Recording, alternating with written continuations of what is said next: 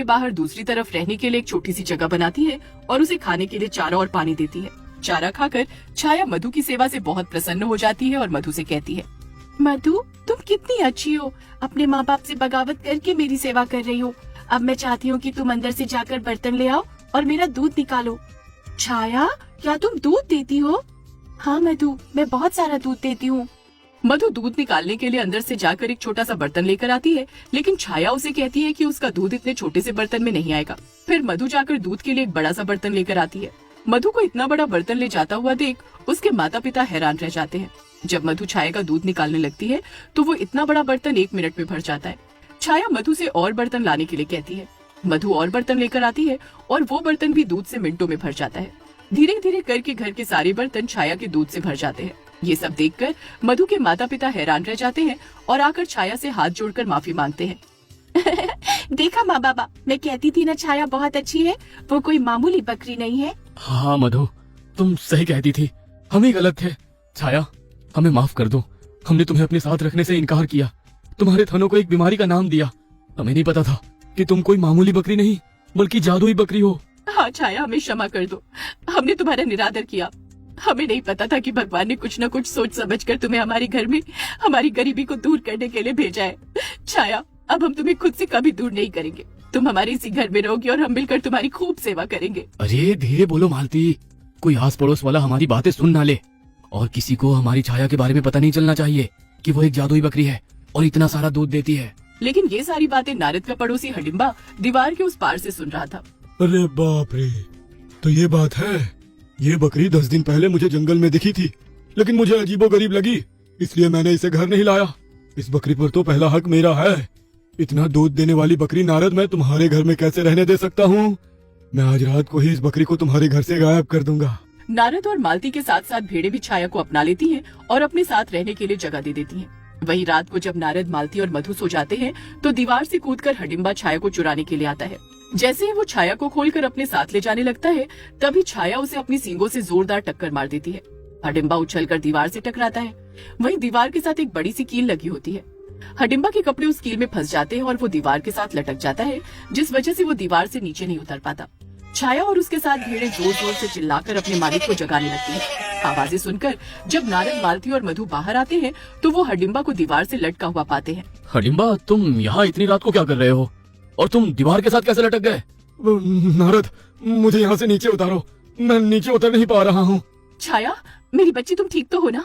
देखिए जी, मुझे तो लगता है ये जरूर मेरी छाया को ही चुराने आया होगा। छाया, तुम ठीक हो ना? नारद सारे गांव वालों को इकट्ठा करता है और हडिम्बा को सब मिलकर बहुत पीटते हैं। पूछने पर हडिम्बा सबको सच सच बता देता है कि वो छाया की चोरी करने आया था, जिस वजह से चोरी करने के जुर्म में गांव वाले उसे और मारते हैं। अच्छा सबक सिखाकर उसकी पहली और आखिरी गलती समझकर उसे माफ कर देते हैं। इस तरह से छाया के कभी न खत्म होने वाले दूध को बेच कर नारद अब गाँव में सबसे अमीर बन चुका था। उसका घर भी किसी महल से कम नहीं था। उसके पास 4 गाड़ियाँ थी। वहीं मधु अपनी छाया के साथ बहुत खुश रहती थी। बैलपुर गांव में हिंगा नाम का एक चरवाहा रहता था, जिसके पास 3 बकरियां थी, जिनका नाम सीधी, बुद्धि और रौनक था। सीधी और बुद्धि दोनों जवान बकरियां थीं और रौनक बेचारी बूढ़ी और कमजोर बकरी थी। हिंगा के घर में उसकी पत्नी निर्मला और बेटी चंदा थी। हिंगा की बेटी चंदा को रौनक के साथ बाकी बकरियों के मुकाबले ज्यादा लगाव था। माँ, मेरा खाना हो गया बस। बेटा, तुम्हें कितनी बार समझाया है, खाना हमेशा पूरा खाया करो।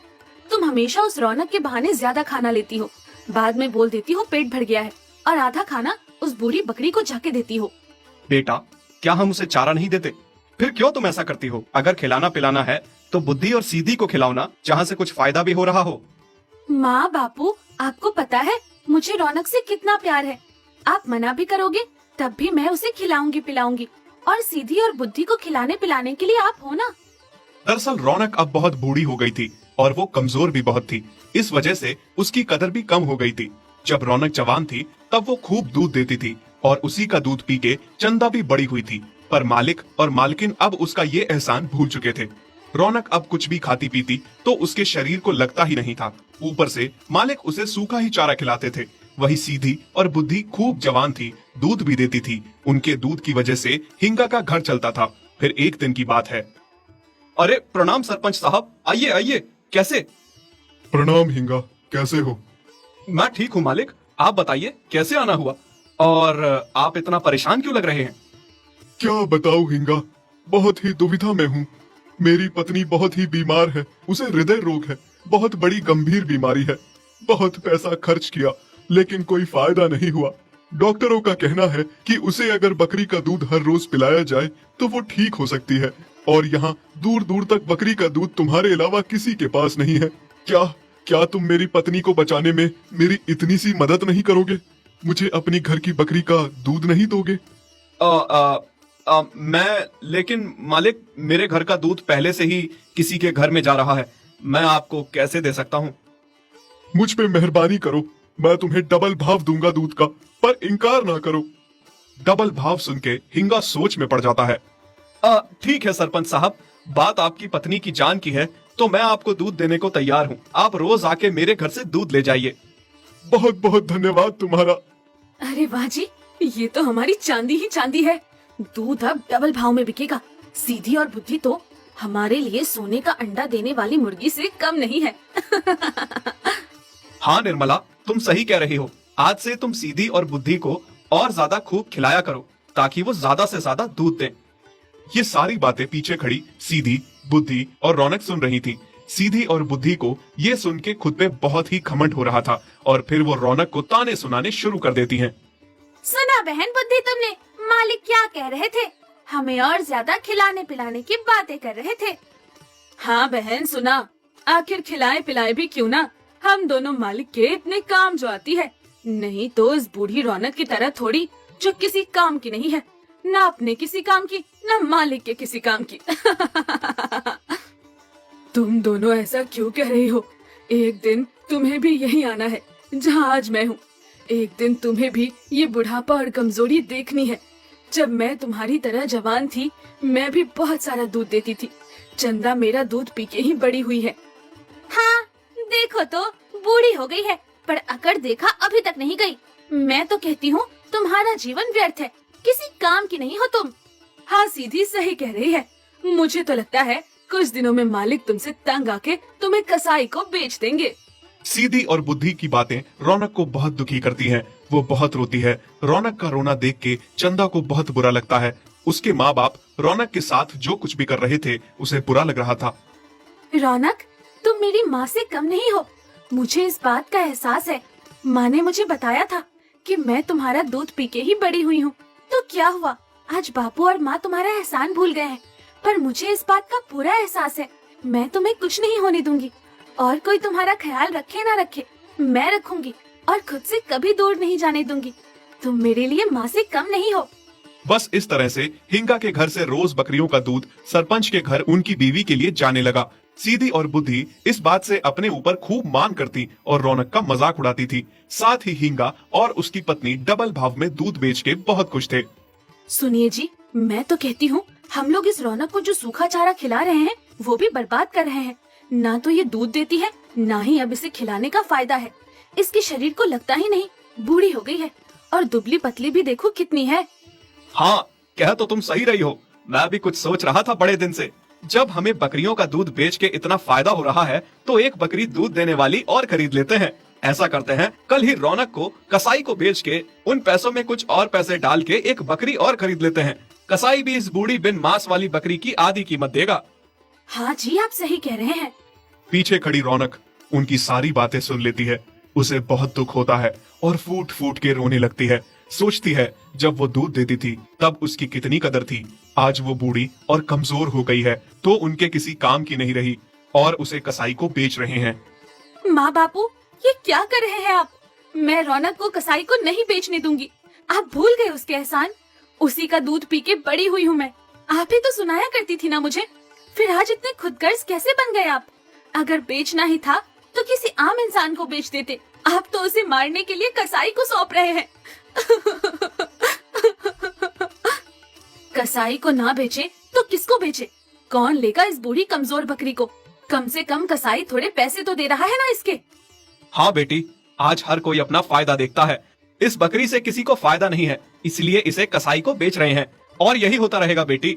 कल को अगर सीधी और बुद्धि भी बूढ़ी हो जाएंगी तो दूध नहीं देंगी तो नई बकरियां लानी पड़ेंगी और उनको बेचना पड़ेगा। ये सुन के सीधी और बुद्धि की आंखें खुल जाती हैं कि आज हम रौनक की बेबसी और बुढ़ापे का मजाक उड़ा रहे हैं, कल मालिक हमारे साथ भी ऐसा ही करने वाले हैं। दोनों एक दूसरे को देखती हैं और बहुत परेशान हो जाती हैं। दूसरी तरफ चंदा जिद पे आ गई थी कि वो रौनक को बेचने नहीं देगी। मैं तो सुबह यहाँ से चली जाऊंगी। मालिक मुझे कसाई को सौंप रहे हैं, पर मेरे जाने के बाद तुम दोनों अपना ख्याल रखना, क्योंकि जो आज मेरे साथ हुआ वो कल तुम्हारे साथ भी हो सकता है। इंसान बस फायदा देने वाली चीज को रखते हैं। माफ करना रौनक, हमने तुम्हारी बेबसी और बुढ़ापे का बहुत मजाक उड़ाया, जबकि हम ये भूल गई थी कि एक दिन हमने भी बुढ़ापे में आना है। तब शायद हमारे साथ भी ऐसा हो सकता है। मालिक हमारे साथ भी यही कर सकते हैं। हाँ रौनक, सीधी सही कह रही है। आज तुम्हारे साथ हो रहा है, कल हमारे साथ होगा। मुझे बहुत बुरा लग रहा है तुम्हारे लिए। काश कोई चमत्कार हो जाए और मालिक का मन बदल जाए, वो तुम्हें ना बेचे। मेरे साथ तो वही होगा जो ऊपर वाले ने लिखा है और जो मालिक ने सोचा है। अगले दिन सुबह कसाई रौनक को आके ले जाता है। ये देख के सीधी और बुद्धि बहुत दुखी थी। रौनक को ले जाता देख चंदा से बर्दाश्त नहीं होता और वो रौनक से जाके लिपट जाती है, उसे रोकने की कोशिश करती है। छोड़ बेटी, इसे छोड़ दे, जाने दे। हाँ चंदा, छोड़ दे, जाने दे। देखना बेटा, अभी तुम्हें उससे लगाव है, इस वजह से तुम उसके लिए दुखी हो, पर कल तक तुम सब भूल जाओगी। नहीं बापू, मैं रौनक माँ को नहीं जाने दूंगी। रौनक भी चंदा को छोड़ के जाना नहीं चाहती थी, पर माँ बाप चंदा को जबरदस्ती रौनक को छोड़ने को कहते हैं और रौनक को बेच देते हैं। चंदा रोती रहती है। इसी तरह चंदा बेहोश हो जाती है। चंदा को इतना बुखार हो जाता है कि उसे होश ही नहीं आ रहा था। चंदो को बहुत सारे वैद्यों को दिखाया जाता है, पर वो ठीक नहीं होती। फिर एक दिन वैद्य बताते हैं कि चंदा की बीमारी का इलाज बस वही बकरी है, आप उसे वापस ले आइए जिसे ये अपनी माँ समझती है। निर्मला, एक ही तो बच्ची है हमारी, जिसके लिए हम इतना सब कुछ कर रहे थे। अगर वो ही नहीं रहेगी तो हमारा जीवन व्यर्थ है। हाँ जी, आप सही कह रहे हैं। अगर रौनक में हमारी बच्ची की जान बसती है तो आप जल्दी से जाइए और रौनक को वापस ले आइए, इससे पहले कसाई उसे काट दे। तुम सही कह रही हो। हिंगा रौनक को वापस घर ले आता है।